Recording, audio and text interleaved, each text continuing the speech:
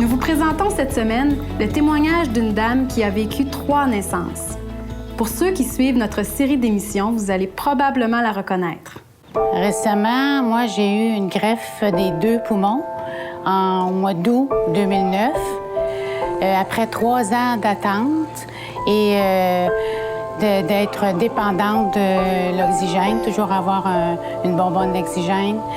J'ai eu ce cadeau-là de 2 nouveaux poumons.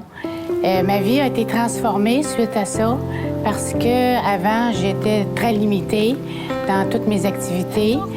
Et puis moi, avant d'être malade, j'étais sportive. Alors, j'ai pu reprendre le ski alpin, le tennis, le vélo.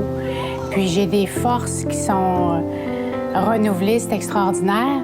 Avant d'être greffée, j'avais 30 de ma capacité pulmonaire. Puis aujourd'hui, bien, je suis au-dessus de 100 là. Alors, c'est des forces renouvelées.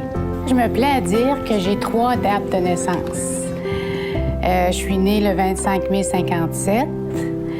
J'ai accepté le Seigneur dans ma vie le 9 mai 1976. C'est-à-dire que j'avais toujours cru que Jésus était le sauveur du monde.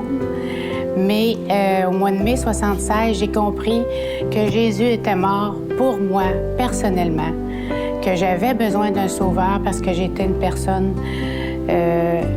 j'étais pécheur, j'étais séparée de Dieu, puis le seul moyen pour combler l'abîme entre Dieu et moi, c'était Jésus-Christ. Puis Dieu nous a donné son Fils, Jésus. Jésus est mort pour nous, pour qu'on ait une nouvelle vie et qu'on ait la vie éternelle. Alors ça, c'est ma 2e naissance. Puis ma 3e naissance, renaissance, c'est le 23 août 2009, où mes forces ont été renouvelées, j'ai des nouveaux organes, comme en 76, j'ai eu une nouvelle vie. Je me plais à faire aussi ce parallèle-là. Puis quand on devient chrétien aussi, on a des nouvelles forces.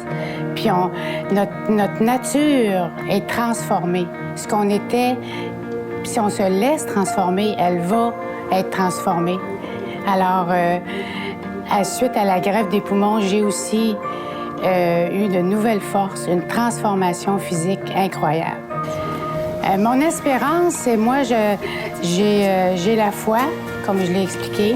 Puis j'aimerais dire que juste avant d'aller vers la greffe, quand j'étais dans la civière, dans l'ascenseur, puis que j'ai salué mon mari et ma sœur qui m'accompagnaient à l'hôpital, je leur ai dit, d'une manière ou d'une autre, moi, je m'en vais vers le meilleur. Alors, j'avais l'espérance d'avoir une meilleure qualité de vie, mais j'avais aussi l'assurance que si je ne passais pas au travers de cette délicate opération-là, j'avais une place au ciel, comme c'est écrit dans la Bible, qui dit que si on croit en Dieu, on a une vie nouvelle, la vie éternelle nous attend en compagnie, en présence de notre Père éternel.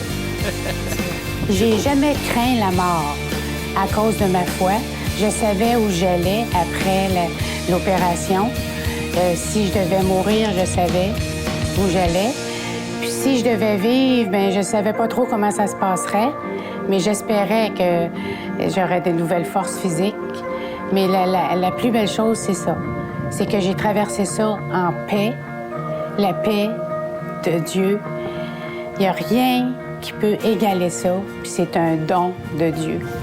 Puis moi, après la greffe, j'ai été libérée parce que je n'avais plus de bonbonnes à traîner. J'avais plus de compresseur chez moi avec toujours la lunette nasale. J'ai été libérée. Alors, au même titre, la vérité qui est dans la parole de Dieu nous rend libres. Puis ça, c'est un don si précieux que je demande à toute personne de rechercher ce don-là. Il n'y a rien qui surpasse ça.